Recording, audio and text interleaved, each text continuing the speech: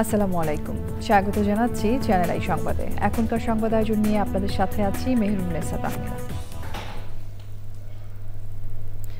বিস্তারিত সংবাদের শুরুতে জানিয়ে দিচ্ছি ফ্রেশ আটা, ময়দা, সুজি সংবাদ শিরোনামগুলো।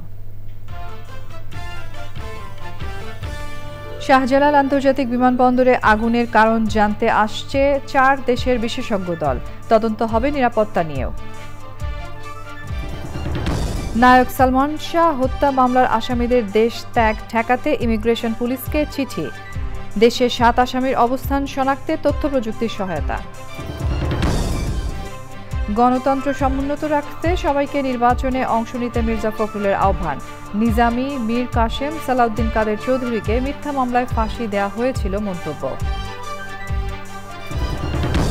জুলাই সনদ বাস্তবায়নের সুপারিশ দেখে সই করার বিষয়ে সিদ্ধান্ত নেবে এনসিপি, বিষয়বস্তু জাতির সামনে উপস্থাপনের দাবি।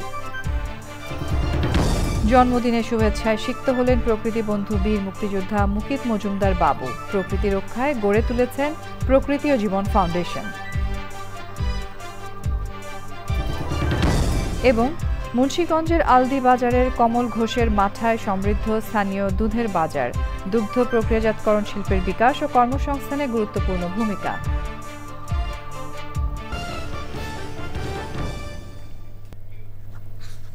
সংবাদ শিরোনামগুলো জানাচ্ছিলাম। এখনকার এই সংবাদ আয়োজন একই সঙ্গে চ্যানেল আই এর ইউটিউব চ্যানেল এবং চ্যানেল আই এর ওটিটি প্ল্যাটফর্ম আই স্ক্রিনে লাইভ স্ট্রিম হচ্ছে। এবার যাচ্ছে বিস্তারিত প্রসঙ্গে। রাজধানীর হযরত শাহজালাল আন্তর্জাতিক বিমানবন্দরে আগুনের কারণ খুঁজে বের করতে শিগগিরই ঢাকায় আসছেন 4 দেশের বিশেষজ্ঞরা। সম্প্রতি আগুনে ক্ষতিগ্রস্ত কার্গো ভিলেজ পরিদর্শন শেষে স্বরাষ্ট্র উপদেষ্টা অবসরপ্রাপ্ত লেফটেন্যান্ট জেনারেল মোহাম্মদ জাহাঙ্গীর আলম চৌধুরী বলেন, বিমানবন্দরে নিরাপত্তার কোনো ঘাটতি ছিল কিনা সেটিও দেখবেন তারা। তবে এই ঘটনায় গঠিত তদন্ত কমিটিগুলো এখনও রিপোর্ট জমা দেয়নি। চকর মালিথার রিপোর্ট। 18 অক্টোবর দুপুরে ঢাকার হযরত শাহজালাল আন্তর্জাতিক বিমানবন্দরের কার্গো ভিলেজে আগুনে ব্যাপক ক্ষয়ক্ষতি হয়। 8 দিন পর সরজমিন দেখতে বিমানবন্দরে স্বরাষ্ট্র উপদেষ্টা পরিদর্শন শেষে কথা বলেন সাংবাদিকদের সঙ্গে। আগুন যদি না নিভাইতে তো সব জায়গায় যেত, ফেল করলো কিভাবে? আগুন চলে গেছে, আগুন তারা নিভাইতে বাট সময় লাগছে। এরকম 9:30 সময়ের মধ্যে তো তারা করে দিচ্ছে, অলরেডি এয়ারপোর্ট মানে চালু করে দিচ্ছে, 9টার সময় চালু করে দিচ্ছে। দাগ্ধ পদার্থগুলো খুব বেশি ছিল, এই জন্য হয়তো আগুনটা ছড়াই গেছে, তাড়াতাড়ি কন্ট্রোল করতে সময় নিচ্ছে। আগুনের কারণ তদন্তে বিদেশি বিশেষজ্ঞদের ঢাকায় আসার তথ্য জানান তিনি। এই অগ্নিকাণ্ডের ভিতরে যদি কোনো অব্যবস্থাপনা থাকে, এই জন্য আমরা 4টা দেশের ইনভাইট করছি তাদের আসার জন্য। ইংল্যান্ডকে ইনভাইট করা হয়েছে, আপনার অস্ট্রেলিয়ারে ইনভাইট করা হয়েছে, চায়নারে ইনভাইট করা হয়েছে, টার্কিরে ইনভাইট করা হয়েছে। তাদের স্পেশালিস্ট আমরা আনতে চাচ্ছি, তারা একটা ইনভেস্টিগেশন করে মানে কারণটা কি এবং কে দায়ী এটা তারা বের করতে পারে। তবে আগুনের ঘটনার পরপরই গঠিত 3 তদন্ত কমিটি এখনো রিপোর্ট জমা দেয়নি। আমি এটা ব্যাপারে কোনো কিছু জানি না, আমি এর উত্তর দিতে পারবো না। চকর মালিথা, চ্যানেল আই, ঢাকা। নায়ক সালমান শাহ হত্যা মামলার আসামিদের দেশ ত্যাগ ঠেকাতে ইমিগ্রেশন পুলিশকে চিঠি দিয়েছেন তদন্তকারী কর্মকর্তা। দেশের ভেতরে থাকা 7 আসামির অবস্থান শনাক্ত করতে তথ্য প্রযুক্তির সহায়তা নেওয়া হচ্ছে বলে জানিয়েছে পুলিশ। এনামুল কবির রূপমের রিপোর্ট। সালমান শাহ ঢাকাই চলচ্চিত্রের অন্যতম জনপ্রিয় নায়ক। 96 সালের 6 সেপ্টেম্বর রাজধানীর নিউ স্কাটনের বাসায় তার মৃতদেহ পাওয়ার পর অস্বাভাবিক মৃত্যু মামলার তদন্ত চলে দফায় দফায়। 29 বছর পর আদালতের নির্দেশে সালমান শাহর মামা রমনা থানায় 11 জনকে অভিযুক্ত করে যে হত্যা মামলা করেন, তার আসামি সালমান শাহর স্ত্রী সামিরা হক, চলচ্চিত্র প্রযোজক আজিজ মোহাম্মদ ভাই, খলনায়ক ডন, ডেভিড, জাভেদ, সাত্তার, সাজু, ফরহাদ, ফারুক ও বিউটিশিয়ান রুবি। আসামিরা দেশ ছেড়ে পালিয়ে যেতে পারে বলে আশঙ্কা তদন্তকারীদের। যারা দেশে অবস্থান করতেছে তারা যেন বিদেশে না যেতে পারে, বাইরে না যেতে পারে বা পালাতে না পারে, এর জন্য আমাদের ইমিগ্রেশনকে কিন্তু ওইখানে স্টপ লিস্ট দেওয়ার জন্য আমাদের আবেদন করা হয়েছে অলরেডি। আসামিদের অন্তত 7 জনের অবস্থান এরই মধ্যে শনাক্ত করেছে পুলিশ। আমরা আসামিদের অবস্থান বা আসামিদের সম্পর্কে আমরা জানার চেষ্টা করতেছি বা তাকে ডিটেক্ট করার চেষ্টা করতেছি। গোয়েন্দা সূত্র স্থানীয় সূত্রে প্রাপ্ত কিছু তথ্য এবং আমাদের যে তথ্য প্রযুক্তি, এই সব কিছু মিলে আমরা সবসময় কাজ করি, শুধু এটার ক্ষেত্রে না। তদন্তকারী কর্মকর্তারা জানিয়েছেন, সালমান শাহর মৃত্যুর সময়ের বিভিন্ন দালিলিক তথ্য প্রমাণ সংগ্রহ করছেন তারা। Enamul Kabir Rupam, channel I, Dhaka. উন্নত ও নিরাপদ রাষ্ট্রের জন্য সবচেয়ে প্রয়োজন সুশিক্ষা, এমন মন্তব্য করে বিএনপির ভারপ্রাপ্ত চেয়ারম্যান তারেক রহমান বলেছেন, বিএনপি রাষ্ট্র ক্ষমতায় গেলে শিক্ষা খাতকে সর্বোচ্চ গুরুত্ব দেওয়া হবে। রাষ্ট্র কাঠামো মেরামতে ৩১ দফা রূপরেখার আলোকে কিশোরগঞ্জে খন্দকার শামসুল আলম ফাউন্ডেশন মেধাবৃত্তি পরীক্ষার ফলাফল ও পুরস্কার প্রদান অনুষ্ঠানে লন্ডন থেকে ভার্চুয়ালি যুক্ত হন বিএনপির ভারপ্রাপ্ত চেয়ারম্যান তারেক রহমান। মাদ্রাসা ও স্কুলের শিক্ষার্থীদের উদ্দেশ্যে তিনি বলেন, আগামী দিনে শিক্ষার্থীদের সুপ্ত প্রতিভা বিকাশের পথ উন্মুক্ত করা হবে।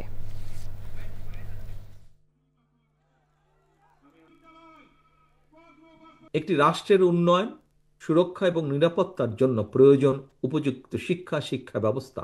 সেই লক্ষ্যকে সামনে রেখে নিরাপদ রাষ্ট্র, নিরাপদ ক্যাম্পাস গড়তেই কিন্তু বাংলাদেশ জাতীয়তাবাদী দল বিএনপি ইতিমধ্যেই কিন্তু আমরা জনগণের সামনে ৩১ দফা ঘোষণা করেছি। এর অংশ হিসাবেই কিন্তু দেশের প্রচলিত শিক্ষা কারিকুলামকে সময়ের সাথে তাল মিলিয়ে শিক্ষাবিদদের সমন্বয় একটা বিশেষজ্ঞ টিম আমরা তৈরি করেছি, যারা ইতিমধ্যে অনেক কাজ এগিয়ে নিয়ে গেছেন। ইনশাল্লাহ দেশে আসলে আমি বিশ্বাস করি সকলের সাথে সামনাসামনি বসে আবার কথা বলতে পারবো, কিভাবে আমরা দেশকে পুনর্গঠন করব, কিভাবে আমরা দেশকে সামনে এগিয়ে নিয়ে যাব, কিভাবে তোমাদের ভবিষ্যৎকে আরো মজবুতভাবে আমরা তৈরি করতে পারবো, আমরা এগুলো নিয়ে আলোচনা করতে পারবো। গণতান্ত্রিক ব্যবস্থা সমুন্নত রাখতে সব দলকে নির্বাচনে অংশ নেওয়ার আহ্বান জানিয়েছেন বিএনপি মহাসচিব মির্জা ফখরুল ইসলাম আলমগীর। রাজধানীতে এক অনুষ্ঠানে তিনি বলেন, জামায়াত নেতা মতিউর রহমান নিজামী, মীর কাশেম আলী, বিএনপি নেতা সালাউদ্দিন কাদের চৌধুরীকে মিথ্যা মামলায় ফাঁসি দেওয়া হয়েছিল। প্রধান উপদেষ্টার প্রেস সচিব শফিকুল আলম বলেছেন, কোনো বিষয়ে প্রতিবাদ করাকে অপরাধ হিসেবে প্রতিষ্ঠা করেছিলেন সাবেক প্রধানমন্ত্রী শেখ হাসিনা। বিস্তারিত মইনুল হাসানের রিপোর্টে। রাজধানীর শিল্পকলা একাডেমিতে দৈনিক নয়াদিগন্ত পত্রিকার ২১তম বর্ষপূর্তির আয়োজন। যোগ দেন বিভিন্ন দলের নেতারা। প্রধান উপদেষ্টার প্রেস সচিব শফিকুল আলম বলেন, একটি দেশ নয়, বিপ্লবের জন্য সংবাদপত্র অনেকটাই জরুরি। হাসিনার আমলের 15.5 বছরে যতগুলো যা হয়েছে প্রত্যেকটা ডিটেলস লিখে রাখা, হিস্ট্রি লিখে রাখাটা আমাদের একটা নৈতিক দায়িত্ব। সেই কাজগুলো নিউজ পেপার যতটা ভালো পারবে, একটা ইন্ডিপেন্ডেন্ট রিসার্চার সেটা পারবে না। কারণ নিউজ পেপার তার পুরনো ফাইলগুলো ঘাটলেই প্রতিটা বিষয় তার সামনে এসে পড়বে। সেইটা যত ডিটেলে লিখতে পারবে, একটা রিসার্চারের ক্ষেত্রে অনেক বছর সেইখানে ব্যয় করতে হয়। দুর্নীতির প্রভাব থেকে সব গণমাধ্যম এখনো মুক্ত হতে পারেনি বলে মন্তব্য করেন জামায়াতের সেক্রেটারি জেনারেল। কোন দেশ গঠনে, রাজনীতির জন্য, সভ্যতার জন্য, সমাজের জন্য, ডেমোক্রেসির জন্য 3টা ফ্যাক্টর খুব ইম্পর্ট্যান্ট। একটা হচ্ছে সে দেশের জনগণ, একটা হচ্ছে রাজনৈতিক দল, আর একটা হচ্ছে সেই দেশের গণমাধ্যম। এই 3টার মধ্যে যদি সেতু বন্ধন না থাকে, ভবিষ্যৎ প্রজন্মের জন্য একটা সুন্দর দেশ গড়ে যাওয়ার কমিটমেন্ট যদি এই 3টা ফ্যাক্টরের মধ্যে না থাকে, তাহলে সে দেশ সুন্দর করে গড়া যায় না। বিএনপির মহাসচিব মির্জা ফখরুল ইসলাম আলমগীর বলেন, গণতন্ত্রের ধারাবাহিকতা ধরে রাখতে রাজনৈতিক দলগুলোর দায়িত্বশীল আচরণ প্রয়োজন। কথা বলেন বিগত সরকারের সময় মানবতা বিরোধী অপরাধের বিচার নিয়েও। আলেম উলেমা, জামাত ইসলামের নেতৃবৃন্দ, আমাদের মাওলানা কামরুজ্জামান সাহেব, কাশেমি সাহেব, এই পত্রিকার যিনি প্রকাশক ছিলেন, তাকে সহ অনেকে মৃত্যুদণ্ড, সালাউদ্দিন সাহেব সহ তাদেরকে মৃত্যুদণ্ড দেওয়া হয়েছে মিথ্যা মামলায়। সংস্কার বিএনপির মাধ্যমেই শুরু হয়েছে, যা ভবিষ্যতেও অব্যাহত থাকবে বলে জানান বিএনপির মহাসচিব। Monirul Hasan, channel I, Dhaka. July সনদ বাস্তবায়নের যে সুপারিশ প্রস্তুত করছে জাতীয় ঐক্যমত্য কমিশন, তা দেখেই সনদে সই করবে এনসিপি। সকালে জাতীয় ঐক্যমত্য কমিশনের সাথে এনসিপির 5 সদস্যের প্রতিনিধি দল 3 ঘন্টার বেশি বৈঠক করে। বৈঠক শেষে এনসিপির সদস্য সচিব আক্তার হোসেন এই কথা বলেন। জাতীয় ঐক্যমত্য কমিশন কার্যালয়ে ওই বৈঠকে কমিশনের সহ সভাপতি ডক্টর আলী রিয়াজ সহ অন্য সদস্যরা উপস্থিত ছিলেন। পরে ব্রিফিংয়ে এনসিপি সদস্য সচিব বলেন, কমিশন জুলাই সনদ বাস্তবায়নের একটি আদেশ প্রস্তুত করেছে, এটা অগ্রগতি। সেই আদেশের বক্তব্য কি, সে বিষয়গুলো কমিশন এনসিপির কাছে উপস্থাপন করতে রাজি হয়নি। আগামী নির্বাচিত সংসদকে জুলাই সনদে উল্লেখিত সাংবিধানিক ও মৌলিক সংস্কারের ক্ষমতা দিয়ে সংস্কারকৃত বাংলাদেশ সংবিধান 2026 প্রণয়নের নিশ্চয়তার দাবি জানান আক্তার হোসেন। তিনি বলেন, আরপিওতে সরকার যে সংশোধনী এনেছে তা ইতিবাচকভাবে দেখছে এনসিপি। তবে আরপিওর সংশোধনী নিয়ে বিএনপির বক্তব্যের সমালোচনা করেন এনসিপির সদস্য সচিব। এই জুলাই সনদ জনগণের সার্বভৌম অভিপ্রায়ের অভিব্যক্তি হিসেবে ডক্টর মোহাম্মদ ইউনূস সরকার প্রধান হিসেবে এটাকে জারি করবেন এবং সামনের সংসদে কনস্টিটিউয়েন্ট পাওয়ার অ্যাপ্লাই করার মধ্য দিয়ে এটাকে একটা সংস্কারকৃত 2026-এর সংবিধান হিসেবে ঘোষণা করতে হবে। জাতীয় মূল্যবোধ সংরক্ষণ পরিষদের সেমিনারে বিভিন্ন দলের নেতারা প্রাথমিক বিদ্যালয়ে ধর্মীয় শিক্ষকদের পদ সৃষ্টির আহ্বান জানিয়েছেন। একই সাথে তারা বলেন, দলগুলো ঐক্যবদ্ধ থাকলে দেশে আর ফ্যাসিবাদের উত্থান ও উৎপাত থেকে থাকবে না। তাফিমুল ইসলামের রিপোর্ট। সাম্প্রতিক সময়ে কথার লড়াই চললেও একই মঞ্চে বিএনপি, জামাত, এনসিপি, ইসলামী আন্দোলন সহ ধর্মভিত্তিক কয়েকটি রাজনৈতিক দল।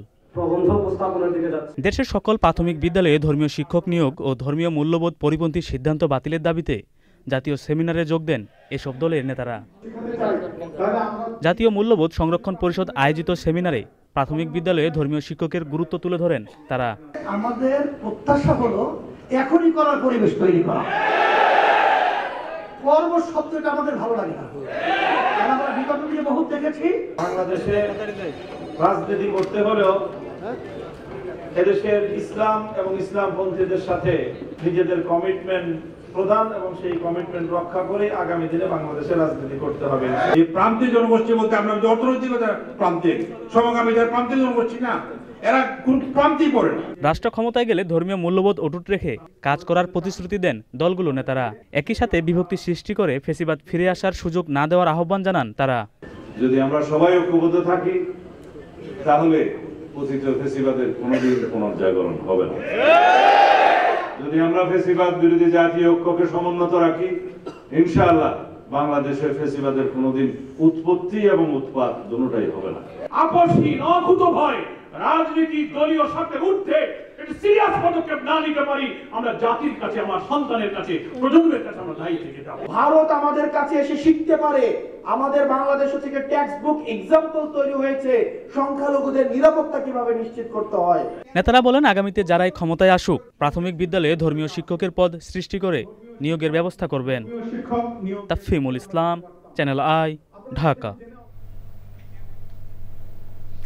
জন্মদিনের শুভেচ্ছায় সিক্ত হলেন প্রকৃতি বন্ধু বীর মুক্তিযোদ্ধা মুকিত মজুমদার বাবু।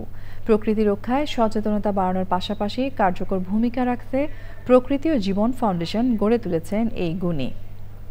ইমপ্রেস গ্রুপের সফল প্রতিষ্ঠাতা পরিচালকও তিনি। মুকিত মজুমদার বাবুর জন্মদিনে আলিমাল রাজের রিপোর্ট।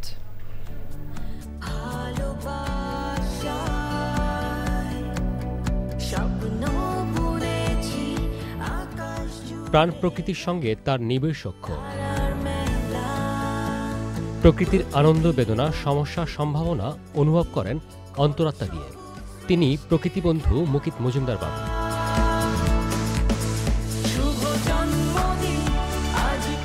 জন্মভূমির প্রতি দায় কৈশোরে তাকে টেনে নেয় ৭১-এর রণাঙ্গনে। বীর মুক্তিযোদ্ধা মুকিত মজুমদার বাবু সবুজ বাংলা গড়ে তোলার স্বপ্নে ২০০৯ সালে প্রতিষ্ঠা করেন প্রকৃতি ও জীবন ফাউন্ডেশন। জীববৈচিত্র্য, বন ও বন্যপ্রাণী সংরক্ষণ এবং জলবায়ু পরিবর্তনের অভিঘাত মোকাবেলায় গণ সচেতনতা সৃষ্টি সংস্থাটির ব্যতিক্রমী উদ্যোগ। জনসচেতনতা তৈরিতে চ্যানেল আয়ে ধারাবাহিকভাবে প্রচার হচ্ছে তার নির্দেশনায় প্রামাণ্য অনুষ্ঠান প্রকৃতি ও জীবন। প্রকৃতি সংরক্ষণে বিশেষ অবদানের জন্য তিনি প্রবর্তন করেছেন প্রকৃতি সংরক্ষণ পদক। দেশ জুড়ে গড়ে তুলেছেন সবুজ কমিউনিটি, প্রকৃতি ও জীবন ক্লাব। পরিবেশ নিয়ে বহুমাত্রিক কাজের স্বীকৃতি হিসেবে মুকিত মজুমদার বাবু ওয়াইল্ড লাইফ কনজারভেশন পদকের পাশাপাশি পেয়েছেন জাতীয় পরিবেশ পদক। এছাড়াও দেশ বিদেশি অসংখ্য পুরস্কার ও সম্মাননায় ভূষিত হয়েছেন পরিবেশবিদ মুকিত মজুমদার বাবু এবং তার প্রতিষ্ঠান প্রকৃতি ও জীবন ফাউন্ডেশন। প্রকৃতির প্রতি দায়বদ্ধতা ও চেতনা থেকে নিয়মিত জাতীয় দৈনিকের পাশাপাশি লিখে চলেছেন নানা মাধ্যমে। সম্পাদনা করছেন প্রকৃতি ও জীবন শিরোনামে জাতীয় দৈনিকে রঙিন একটি পূর্ণাঙ্গ পাক্ষিক পাতা এবং ত্রৈমাসিক পত্রিকা প্রকৃতি বার্তা। জন্মদিন উপলক্ষে সাভারের centre for rehabilitation of the paralysed সিআরপিতে প্রকৃতিবন্ধু সময় কাটান পক্ষাঘাতগ্রস্ত শিশুদের সঙ্গে। জাতির শ্রেষ্ঠ সন্তান বীর মুক্তিযোদ্ধাদের একজন হিসাবে আজ আপনার আগমনে এই সিআরপি প্রাঙ্গণে সর্বত্র জেগেছে নবপ্রাণের স্পন্দন। We feel very proud to have somebody called Mr. Nature to join us today. Mr. Mukitmasunda Babu, also known as Mr. Nature. দিনব্যাপী ছিল নানা আয়োজন। সিআরপি শিশুদের সাংস্কৃতিক পরিবেশনায় বিমোহিত হন অতিথিরা।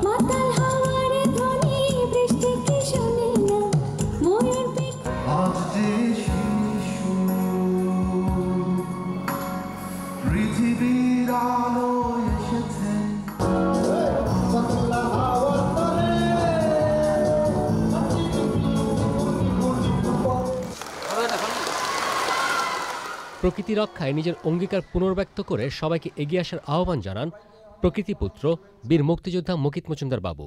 আজকে আমার জন্য বিশেষ দিন এবং তোমাদের সাথে এই বিশেষ দিনটা ভাগ করে নিতে পারা আমার জন্য কিন্তু একটা বিশাল পাওয়া। এখানে অনেকেই নানা অসুবিধায় আছো, তোমরা নানা ধরনের শারীরিক সমস্যা আছে, কিন্তু তোমাদের মধ্যে যে প্রতিভা আছে এই প্রতিভাকে কিন্তু আমাদের জাগিয়ে রাখতে হবে এবং তোমাদের এই প্রতিভাগুলোকে যাতে তোমরা বিকশিত করতে পারো সেটাও কিন্তু আমাদের চেষ্টা রাখতে হবে। বাংলাদেশে কিন্তু অনেক সমস্যা, নানা ধরনের সমস্যা এবং এই নানা ধরনের জিনিস আমাদের চারপাশে রয়েছে, তাকে কিন্তু ভালো রাখার দায়িত্ব আমাদের সবার। আজকে আমরা যদি ভালো থাকতে চাই, আমাদের ভালো পরিবেশ রাখতে চাই, তাহলে কিন্তু আমাদের সবাইকে সচেতন হতে হবে। তোমরা আমরা সবাই মিলে এই দেশটাকে ভালো রাখবো এবং এই পরিবেশ প্রকৃতিকে ভালো রাখবো, তাহলেই আমরা ভালো থাকবো।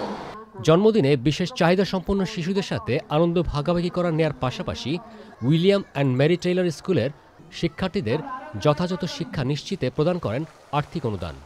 আয়োজনের শেষ পর্বে প্রকৃতি ও জীবন মিউজিক ক্লাবের পরিবেশনায় মন্ত্রমুগ্ধ দর্শক।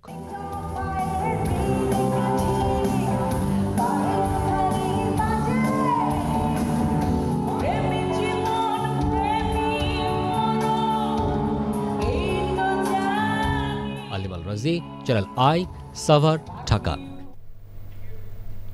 মুন্সিগঞ্জের টঙ্গিবাড়ি উপজেলার আলদি বাজারে মাঠা খেতে দূরদূরান্ত থেকে মানুষজন ভিড় করছেন। চাহিদার কারণে বেড়েছে মাঠার উৎপাদন, ফলে স্থানীয় বাজারে দুধের ভালো দাম পাচ্ছেন খামারিরা। বিস্তারিত জানাচ্ছেন শাইখ সিরাজ। মুন্সিগঞ্জের টঙ্গিবাড়ি উপজেলার কাজল নদীর পাশে আলদি বাজারটি মাঠার জন্য এখন বেশ জনপ্রিয়। সামাজিক যোগাযোগ মাধ্যমে ছড়িয়ে গেছে এই বাজারের কমল ঘোষের মাঠার খ্যাতি। কোথা থেকে আসছেন? বন্দর। নারায়ণগঞ্জে মাঠা পাওয়া যায় না? আছে। তাহলে এত দূরে এখানে এখন ওই যে সবাই আসে বলে যাদের মাঠা নাই কোনো এরকম, এর জন্যই আসে। ভালো আর কি। কোথা থেকে আসছেন? আমরা নারায়ণগঞ্জ থেকে আসছি। কোথা থেকে আসছেন? কোথা থেকে? শরীয়তপুর। শরীয়তপুর থেকে? জি। এই কি আজকে প্রথম আসছেন না আরো আসেন? আরো আসছি। আমি আসছি আজকে ফার্স্ট টাইম। ও আচ্ছা। বাংলাদেশে দেখতাম প্রায় সময় আসতে হয়, এদিকে আত্মীয় স্বজনের বাসা আসলে এখানে আসতে হয়। আস্তে আস্তে প্রচলন হইতে হইতে আর কি ভাইরাল হয়ে গেছে সারা বাংলাদেশে। কমল ঘোষের মাঠার পরিচিতি থাকলেও বাজারে এখন অনেকেই মাঠা বিক্রি করছেন। অ্যাকচুয়ালি ব্যবসাটা উনি প্রথম শুরু করছে। আচ্ছা। উনি প্রথম শুরু করছে, ওনার উনি ভাইরাল হয়েছে। কমল ঘোষের মাঠাও ভালো, ঠিক আছে, সবার মাঠে ভালোই, ঠিক আছে, কিন্তু আপনার একটু পুরান দেখা মানে একটু জনপ্রিয়তা বেশি, কিন্তু আমরা মোটামুটি ভালোই। আমরা আমার ভাই 35 বছর ধরে করে, তো এই ব্যবসাটা আমরা করি। অন্য অন্য জায়গার তো বাজার মাঠাটা অনেক ভালো। মূল্য সংযোজন হওয়ায় স্থানীয় বাজারে দুধের চাহিদা যেমন বেড়েছে, ভালো দামও পাচ্ছেন খামারিরা। কয় মন কিনলেন? 2.5 মন। এই আলদি বাজার থেকে দুধ সংগ্রহ করে, অন্য জায়গা থেকে অন্য দুধ সংগ্রহ করে না। দুধের বাজারে এই কারণে মানে 5 টাকা 10 টাকা বেশি আছে। দুধের বাজারটা এখানকার দুধটা মাঠার ক্ষেত্রে ইউজ করা হয় বেশি। এভাবে দুগ্ধ প্রক্রিয়াজাতকরণ শিল্পের বিকাশে কর্মসংস্থানের সমস্যা সমাধান সম্ভব।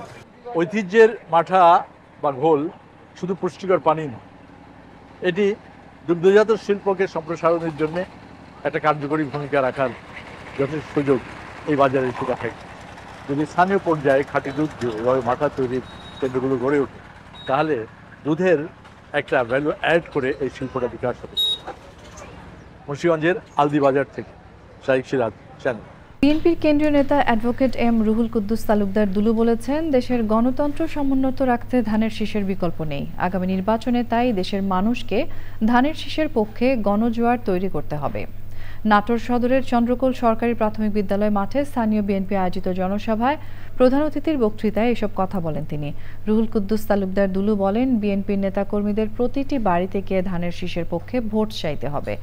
বিএনপির কেন্দ্রীয় নেতা ওসমান গনির সভাপতিত্বে সভায় আরও বক্তৃতা করেন জেলা বিএনপির আহ্বায়ক রহিম নেওয়াজ, যুগ্ম আহ্বায়ক মুস্তাফিজুর রহমান শাহীন ও অন্যরা। আওয়ামী লীগ দেশটাকে একেবারে দেশের শেষ প্রান্তে নিয়ে গেছে, সেখান থেকে এই দেশটাকে বাঁচানোর জন্য উনি গ্রামের মানুষের রাস্তাঘাট, এই যে রাস্তা চাই, বিদ্যুৎ চাই, এই স্লোগান আর থাকবে না। সকল বিভেদ, সকল ভেদাভেদ, সকল কিছু ভুলে গিয়ে বাংলাদেশ উনি বলেছেন সবার আগে বাংলাদেশ। সংবাদের এই পর্যায়ে আমরা নিচ্ছি একটা বিরতি এবং বিরতির পর্যায়ে থাকছে ক্যারিবীয় উপকূলে বিমানবাহী সবচেয়ে বড় মার্কিন রণতরী মোতায়েনের নির্দেশ, যুদ্ধের পায়তারা বলে ভেনেজুয়েলার অভিযোগ।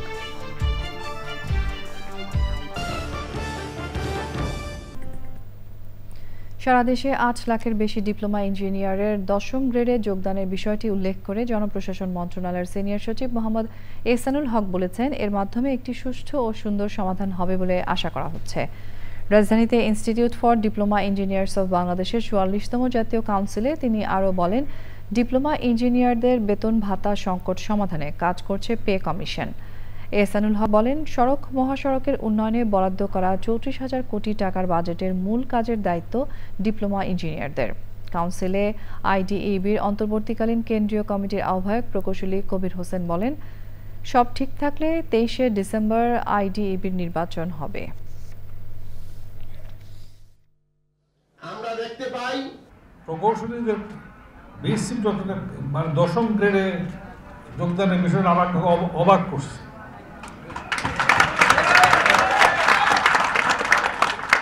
মানুষ উপরে উঠতে যায়, ওনারা কেন নিচে নামতে চান বুঝলাম না। আমি এটা যাও ওদের সাথে কথা বলবো এবং আমি আশা করি যে এই সমস্যাটা সুন্দর সমাধান হবে।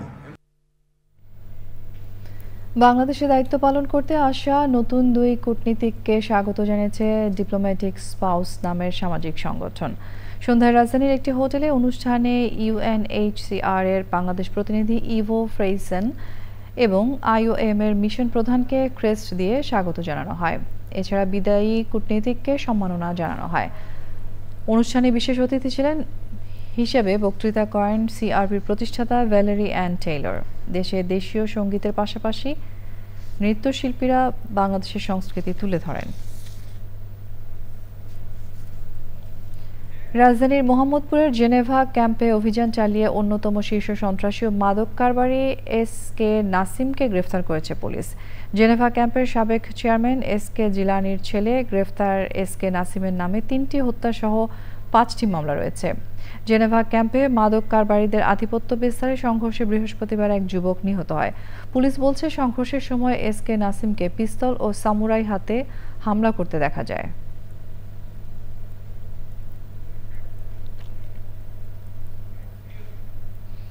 দেশের শীর্ষ সোশ্যাল ক্লাবগুলোকে একত্রিত করে স্পোর্টসম্যানশিপ, বন্ধুত্ব ও দলগত চেতনার বিকাশে আয়োজন হতে যাচ্ছে গুলশান ক্লাব অলিম্পিয়াড 2025। পঞ্চমবারের মতো আয়োজন নিয়ে সংবাদ সম্মেলনে জানানো হয়, 30শে অক্টোবর থেকে 8ই নভেম্বর পর্যন্ত হবে এই অলিম্পিয়াড। এবারের আয়োজনে অংশ নেবে 22টি শীর্ষ ক্লাব, 24টি দল এবং 1200-এরও বেশি অ্যাথলেট। তরুণ প্রজন্মকে খেলাধুলায় সম্পৃক্ত করতে এবং পেশাগত জীবনের পাশাপাশি স্বাস্থ্যকর ও ভারসাম্যপূর্ণ জীবনধারায় উদ্বুদ্ধ করতে আয়োজনটি অত্যন্ত ফলপ্রসূ বলছেন সংশ্লিষ্টরা।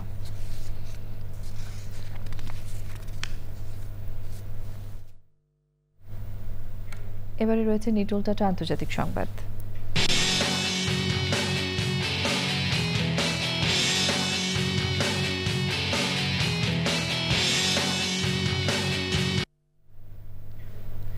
ভেনেজুয়েলায় সরকার উৎখাতের সম্ভাব্য প্রচেষ্টার জল্পনার মধ্যে ওই অঞ্চলের সামরিক উপস্থিতি জোরদার করেছে যুক্তরাষ্ট্র। এরই অংশ হিসেবে ভূমধ্যসাগর থেকে ল্যাটিন আমেরিকা অভিমুখে যাত্রা করেছে 90টি জঙ্গি বিমানবাহী মার্কিন রণতরী ইউএসএস জেরাল্ড ফোর্ড। শুক্রবার মার্কিন সামরিক বাহিনীর একজন মুখপাত্র বলেন, প্রতিরক্ষা মন্ত্রী পিট হেগসেথ রণতরী ইউএসএস জেরাল্ড ফোর্ড ও তার সহযোগী স্ট্রাইক গ্রুপ হিসেবে 5টি ডেস্ট্রয়ার ল্যাটিন আমেরিকা উপকূলে মোতায়েন করার নির্দেশ দিয়েছেন। ক্যারিবীয় অঞ্চলে রণতরী মোতায়েনের প্রতিক্রিয়ায় ভেনেজুয়েলার প্রেসিডেন্ট নিকোলাস মাদুরো বলেন, এই অঞ্চলে যুদ্ধের পায়তারা করছে যুক্তরাষ্ট্র। স্ক্রিন সাংস্কৃতিক সংবাদ।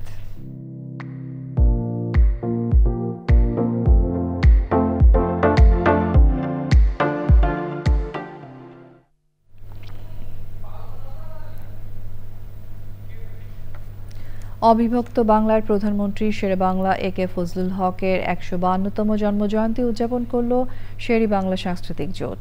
সন্ধ্যায় রাজধানীর একটি হোটেলে সংগঠনের উদ্যোগে আলোচনা সভা, গুণীজন সম্মাননা ও সাংস্কৃতিক অনুষ্ঠানের আয়োজন করা হয়।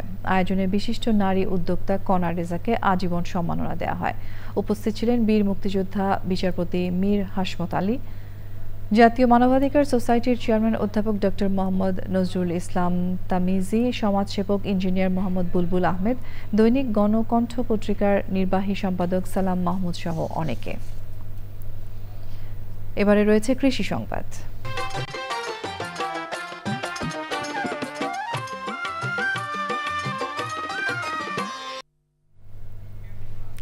আজ মধ্যরাতে শেষ হচ্ছে মা ইলিশ রক্ষায় 22 দিনের নিষেধাজ্ঞা। এবছর মা ইলিশ রক্ষা অভিযান সফল হয়েছে দাবি করছেন সংশ্লিষ্টরা, তবে জেলেরা বলছেন ভিন্ন কথা। মোর্শেদ আলমের তথ্যচিত্রে আল মুকসিদের রিপোর্ট। ইলিশের নিরাপদ প্রজনন ও উৎপাদন বৃদ্ধিতে গত 4 অক্টোবর থেকে 25 অক্টোবর পর্যন্ত দেশে 6টি অভয় আশ্রমে শুরু হয় 22 দিনের নিষেধাজ্ঞা। এ সময় নদীতে মাছ ধরা বন্ধ থাকায় জেলেরা বেকার হয়ে অনেকেই এনজিও, সমিতি ও বিভিন্ন ব্যাংক থেকে টাকা নিয়ে ট্রলার, নৌকা ও জাল মেরামত করেন। ঋণের বোঝা মাথায় নিয়ে মাছ শিকারে যেতে সকল প্রস্তুতি শেষে নদীর পাড়ে সারিবদ্ধভাবে নৌকা নিয়ে অপেক্ষা করছেন তারা। নিষেধাজ্ঞার সময় শেষ হতেই নদীতে নৌকা ভাসাবেন জেলেরা। আগে তো সাগরের মাছ ধরা, জাটকা মাছ ধরা, ওই জাটকা মাছ সাগরে নিবন্ধন করতে পারতো, তো নদীতে মাছ থাকতো, আর আপনার মনে হয় ইলিশ মাছ ডিম ছাড়তো। এখনো ভরপুর ডিম, এখনো ডিম ছাড়তে পারে না। আরো 8-10 দিন অভিযানটা বাড়িয়ে দেওয়ার দরকার, কারণ অভিযান এবার আগে দিয়ে লাইছে।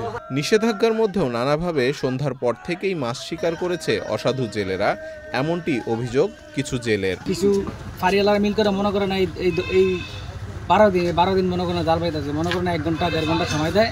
স্ত্রী সব আনার আগে যা মনে করেন জেলেরা নামে মনে করেন মাছ দিরা জায়গায় আমগরও বয়া থুইয়া অনে হেগরটা খায়, হেগর রাইতে 1-2 ঘন্টা ইয়া দিয়া দেয়। যেদিনকে ইয়ারা নামবো, বড় অফিসার নামবো, এদিনকে এর আগে যা কয়ে দেয় তোরা জাগিয়া। অন্যান্য বছরের তুলনায় এবছর মা ইলিশ রক্ষা অভিযান সফল হয়েছে বলে দাবি জেলা মৎস্য কর্মকর্তার। উদ্বুদ্ধকরণের মাধ্যমে মোটিভেশন দিয়ে সেটা বোঝাতে হবে যে এই সম্পদটা আপনাদের, এটা রক্ষা করতে পারলে আপনারাই ভবিষ্যতে লাভবান হবেন।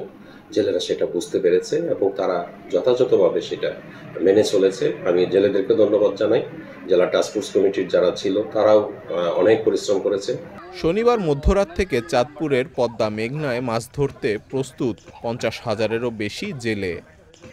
আল মুকসিদ, চ্যানেল আই। এবারে রয়েছে প্রকৃতি সংবাদ।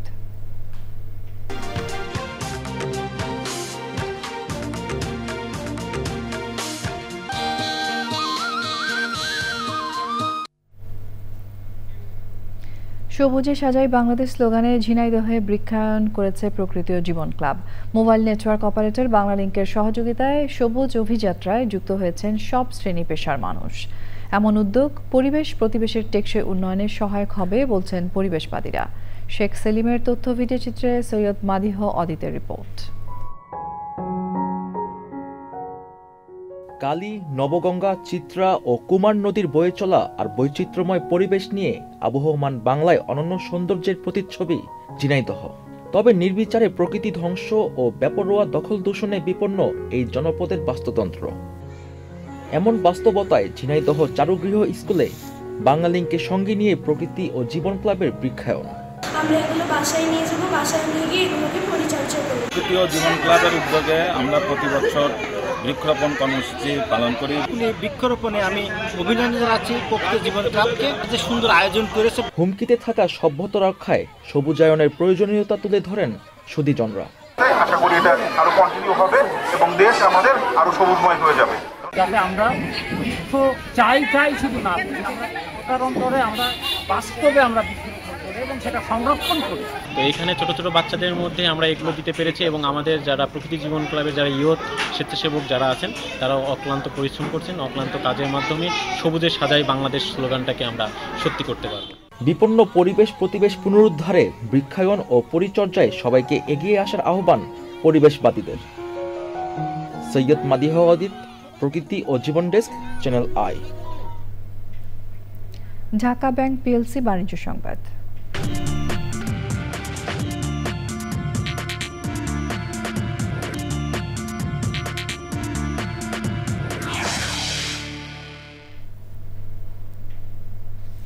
মিউচুয়াল ট্রাস্ট ব্যাংক পিএলসির প্রতিষ্ঠা বার্ষিকী উপলক্ষে এমটিভি ফাউন্ডেশন ও ইউসেপ বাংলাদেশের যৌথ উদ্যোগে ময়মনসিংহের Maskanda MTV UCEP skills training institute উদ্বোধন করা হয়েছে।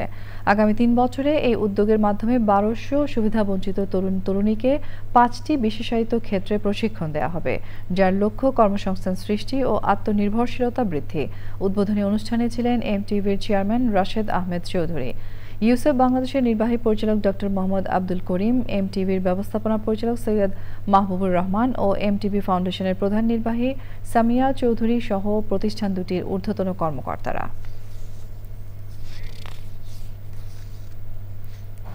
সংবাদের এই পর্যায়ে আমরা নিচ্ছি আরও একটা বিরতি এবং বিরতির পর্যায়ে থাকছে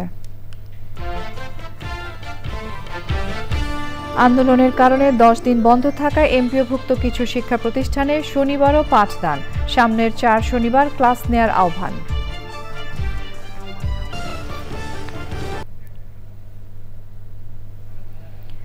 এমপিওভুক্ত শিক্ষকদের আন্দোলনের কারণে 10 দিন পাঠদান বন্ধ থাকায় পড়াশোনার ক্ষতি পুষিয়ে নিতে কিছু কিছু প্রতিষ্ঠানে শনিবার শিক্ষা কার্যক্রম চলছে। সামনের 4 শনিবার এমপিওভুক্ত সব প্রতিষ্ঠানে ক্লাস নেয়ার আহ্বান জানিয়েছে এমপিওভুক্ত শিক্ষক কর্মচারী জোট। আল মুকসিদের রিপোর্ট। 3 দফা দাবিতে 12 অক্টোবর থেকে টানা 10 দিন ক্লাস পরীক্ষা বন্ধ রেখে অনশন ও অবস্থান সহ নানা বিক্ষোভ কর্মসূচি পালন করেন এমপিওভুক্ত শিক্ষক কর্মচারীরা। নভেম্বরে বার্ষিক পরীক্ষার আগে পড়াশোনার ক্ষতি পুষিয়ে নিতে প্রতি শনিবার শিক্ষা কার্যক্রম চালু রাখার আহ্বান জানিয়েছেন এমপিওভুক্ত শিক্ষক কর্মচারী জোট। বার্ষিক পরীক্ষার আগ পর্যন্ত যে কয়টা শনিবার আছে আমরা এই কয়টা শনিবার আমরা জাতিকে বুঝাই দিতে চাই যে আমরা শিক্ষার্থীর কোনো তারা আমাদের সন্তান, তাদের আমরা কোনো ক্ষতি করতে চাই না। বিভিন্ন শিক্ষা প্রতিষ্ঠান বলছে সরকার যেহেতু শনিবার ছুটি বাতিল করেনি তাই পাঠদান হয়নি, তবে কিছু কিছু প্রতিষ্ঠানে শনিবার শিক্ষা কার্যক্রম হয়েছে। পরীক্ষার্থীদের বা শিক্ষার্থীদের ক্ষতি যাতে কিছুটা হলেও পুষিয়ে নেওয়া যায় সেজন্য আমরা সারা দেশের শিক্ষক সমাজ সমিতির মাধ্যমে আমরা সিদ্ধান্ত নিয়েছি এই বার্ষিক পরীক্ষা পর্যন্ত প্রতি শনিবার পূর্ণ রুটিনে যাতে ক্লাসের ব্যবস্থা করা যায়। আমরা সেই আলোকে আজকে থেকে আমরা ক্লাস শুরু করছি। বার্ষিক পরীক্ষার আগ পর্যন্ত প্রতি শনিবার ক্লাস নেওয়া হবে বলে জানিয়েছে এমপিওভুক্ত শিক্ষক কর্মচারী জোট। আল মুকসিদ, চ্যানেল আই। মানসিক স্বাস্থ্যকে জরুরি পরিস্থিতি মোকাবেলা ব্যবস্থায় অঙ্গীভূত করার আহ্বান জানিয়েছেন বিশেষজ্ঞরা। সন্ধ্যায় রাজধানীতে বিশ্ব মানসিক স্বাস্থ্য দিবস উপলক্ষে সংকট থেকে সেবা, মানসিক স্বাস্থ্য নিয়ে সংলাপ ও পদক্ষেপ শীর্ষক আলোচনায় এই কথা বলেন তারা। সাজেদা ফাউন্ডেশন আয়োজিত সংলাপে ফাউন্ডেশনের প্রধান নির্বাহী কর্মকর্তা জাহিদা ফিজ্জা কবির দুর্যোগ ও সংকট সময়ে মানসম্পন্ন মানসিক স্বাস্থ্যসেবা নিশ্চিত করার জন্য সংগঠনের প্রতিশ্রুতি তুলে ধরেন। মানসিক স্বাস্থ্যসেবা ব্যবস্থা শক্তিশালী করার লক্ষ্যে নানা সুপারিশ করেন বিশেষজ্ঞরা।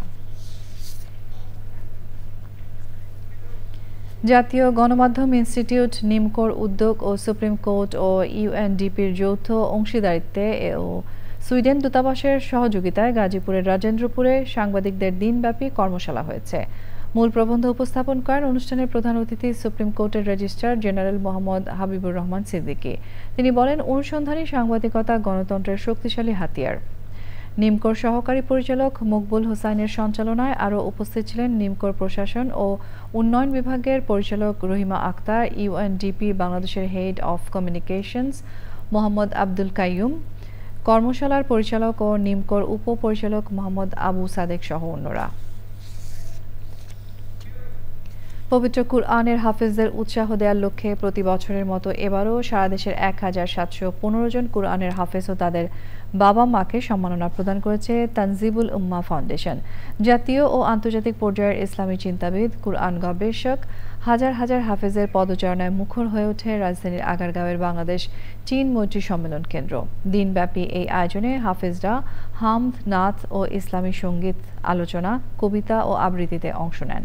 অনুষ্ঠানে ছিলেন ধর্ম উপদেষ্টা প্রফেসর ডক্টর আফম খালিদ হোসেন, আন্তর্জাতিক মুফাসসিরে কুরআন ডক্টর মিজানুর রহমান আজহারি, বাংলাদেশ মাদ্রাসা শিক্ষা বোর্ডের চেয়ারম্যান প্রফেসর মিয়া মোহাম্মদ নুরুল হক, ফাউন্ডেশনের চেয়ারম্যান হাবিবুল্লাহ মোহাম্মদ ইকবাল সহ বিশিষ্টজনেরা। সংবাদের এই পর্যায়ে নিচ্ছে আরও একটি বিরতি। সংবাদ শেষ করব ফ্রেশ আটা, ময়দা, সুজি সংবাদ শিরোনামগুলো আরও একবার জানিয়ে দিয়ে। শাহজালাল আন্তর্জাতিক বিমানবন্দরে আগুনের কারণ জানতে আসছে 4 দেশের বিশেষজ্ঞ দল। তদন্ত হবে নিরাপত্তা নিয়েও। নায়ক সালমান শাহ হত্যা মামলার আসামিদের দেশ ত্যাগ ঠেকাতে ইমিগ্রেশন পুলিশকে চিঠি। দেশে 7 আসামির অবস্থান শনাক্তে তথ্য প্রযুক্তির সহায়তা। গণতন্ত্র সমুন্নত রাখতে সবাইকে নির্বাচনে অংশ নিতে মির্জা ফখরুলের আহ্বান। নিজামী, মীর কাসেম, সালাউদ্দিন কাদের চৌধুরীকে মিথ্যা মামলায় ফাঁসি দেওয়া হয়েছিল মন্তব্য। জুলাই সনদ বাস্তবায়নের সুপারিশ দেখে সই করার বিষয়ে সিদ্ধান্ত নেবে এনসিপি। বিষয়বস্তু জাতির সামনে উপস্থাপনের দাবি। জন্মদিনে শুভেচ্ছায় সিক্ত হলেন প্রকৃতি বন্ধু বীর মুক্তিযোদ্ধা মুকিত মজুমদার বাবু। প্রকৃতি রক্ষায় গড়ে তুলেছেন প্রকৃতি ও জীবন ফাউন্ডেশন। এবং মুন্সিগঞ্জের আলদি বাজারের কমল ঘোষের মাথায় সমৃদ্ধ স্থানীয় দুধের বাজার। দুগ্ধ প্রক্রিয়াজাতকরণ শিল্পের বিকাশ ও কর্মসংস্থানে গুরুত্বপূর্ণ ভূমিকা।